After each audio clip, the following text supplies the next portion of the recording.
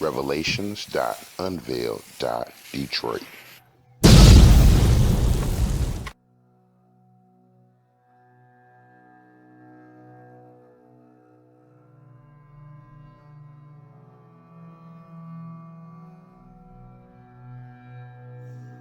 Resisting economic exploitation.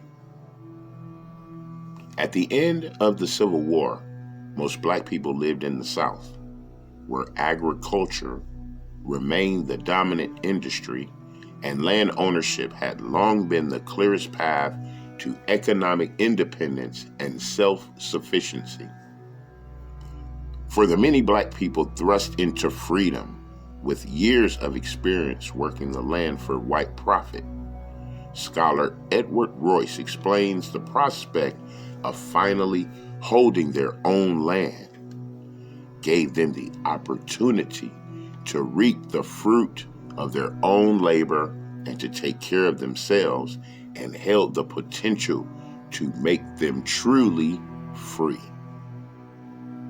Many formerly enslaved people dreamed that emancipation would bring that opportunity, but for most, it never materialized. News circulated after the war that the federal government was committed to land distribution. Whatever may have been planned, President Lincoln's April 1865 assassination by a Confederate sympathizer killed the prospect of meaningful black economic advancement. Vice President and Tennessean Andrew Johnson rose to the presidency, initially promising to punish Southern traitors, but by 1866, he had issued 7,000 pardons to secessionists. Johnson also rescinded orders granting black farmers tracts of land that the Union had seized from Southern white rebels during the war, and instead returned the property to former Confederates. This left black people vulnerable to white Southerners who still held the vast majority of land and resources and remained determined to exploit black labor, free or not. There's really no difference, in my opinion, whether we hold them as absolute slaves or obtain their labor by some other method, a white Alabamian remarked in 1866. Another white Alabama resident similarly described the white South's idea of post-war restoration. There is a kind of innate feeling, a lingering hope among many in the South that slavery will be regalvanized in some shape or other. They tried by their laws to make a worse slavery than there was before. For the freedman has not now the protection which the master from interest gave him before. Left to navigate the free market from a position of generations-long disadvantage in a system dominated by white people determined to maintain racial inequality, black people found that freedom often meant poverty and desperation. Because most formerly enslaved people lacked the cash to buy land outright, and white landowners routinely refused to provide them credit. The government's refusal to provide targeted assistance meant that most freedmen could not build their own farms. Under the sharecropping system, black laborers cleared, planted, and harvested land they did not own in exchange for a share of the crop, minus cost for food, supplies, and lodging, often in the same quarters as they inhabited while enslaved. Because the Johnson administration required landowners to pay off their debts to banks first, white people frequently shirked their duty to pay black sharecroppers who had no recourse. Even when they were paid, black sharecroppers were typically disadvantaged by the contracts they'd signed under duress, and they were often told that their debt to the landowner was higher than their wages. This trapped many black families in a cycle of debt for generations, preventing them from accumulating capital to build wealth or buy their own property. Many black farmers had to take high interest loans as their only means of purchasing exorbitantly priced necessities, deepening the debt trap.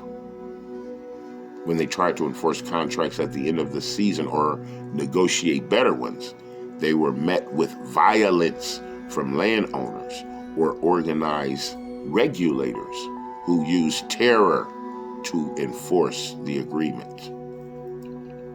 Despite these overwhelming obstacles, some African Americans did manage to acquire land, build businesses, and achieve social mobility during Reconstruction. In a few cases, black people in the South obtained assistance from the Freedmen's Bureau and combined personal resources to buy shared farms or small plots of land. Shortly after the war's end, some black people, particularly those in or near larger cities, also began to open small businesses and establish themselves as blacksmiths, barbers, shoemakers, builders, and grocers. In Nashville, Tennessee, in 1871, a formerly enslaved black man named Henry Harding owned and managed one of the city's most popular hotels and built a net worth of $35,000. He later became one of the two largest black taxpayers in Davidson County. In Washington, D.C., the availability of some government jobs and establishment of Howard University created a magnet for black intellectuals and civic leaders. African Americans who moved to the nation's capital purchased property, built successful businesses, and pursued education for themselves and their children. In the years following the war, the District of Columbia witnessed more than a doubling in the number of black people who owned businesses, approximately 156 out of 318, and a significant increase in their average real and personal property holdings.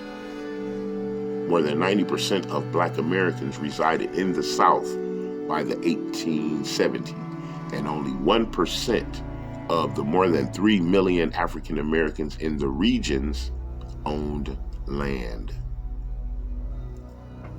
As the Southern labor market faced a void left by emancipation, Southern legislators used a loophole in the 13th Amendment, which banned involuntary servitude except as punishment for crime, to establish convict leasing. After creating discriminatory black codes to criminalize newly freed black people as vagrants and loiterers, state passed laws authorizing public officials to lease prisoners to private industries. While states profited, prisoners earned no pay and faced inhumane, hazardous, and often deadly working conditions. Under these laws, thousands of black people were forced into a brutal system that historians called worse than slavery. In Mississippi, convict leasing began in 1868. Colonel Edmund Richardson, a white man and antebellum millionaire who used convict labor to rebuild his fortune, signed a contract with the state allowing him to keep all profits from the labor of imprisoned men, nearly all of whom were black and formerly enslaved. According to the 1871 state report reviewing the leasing system, Richardson doled out labor assignments by race, sending only black convicts to clear and build levees on swampland he owned in the Delta. The few white prisoners and old and sick black prisoners remained at the state penitentiary in Jackson.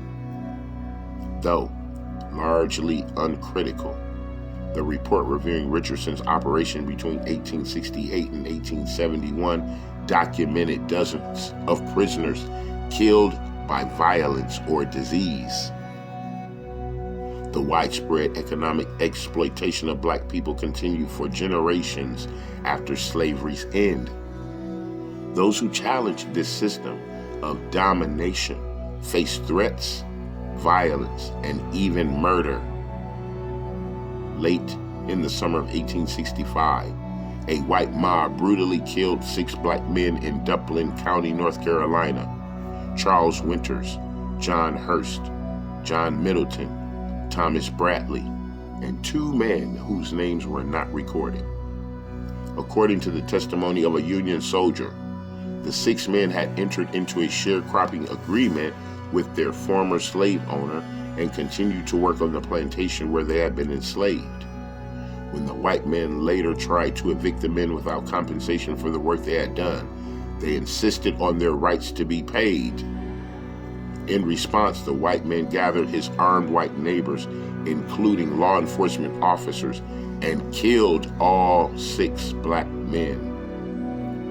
While some newspapers attempt to justify the violence by reporting that one of the black men tried to run away while his house was being searched for stolen property, other reports made no attempts to conceal the white landowner's intent to terrify the Negroes into leaving without their share of the crop. This kind of violence was widespread. In a January 1866 letter to the Freedmen's Bureau, Brevet Major General Clinton B. Fisk, stationed in Centerville, Tennessee, reported that white residents were using rampant violence to maintain economic control over black people. Since April 15, 1865, he wrote, referencing the date of President Lincoln's death, "There have been numerous outrages committed against freedmen in this district. The violence committed was generally death. The rebels adopted this course to keep them in bondage up till June, last when a federal garrison was stationed at this place. During the rebellion, the freedmen was kept under the control of their rebel masters by violence, for if any left their former master, they sent the young bands of bushwhackers after him, and when he was found, he was deliberately shot down. This deterred many from leaving, and this today keeps them from getting remuneration for their work, which they perform under dread of maltreatment. I know of some 5 or 6 having been killed in that manner, all for the above purpose."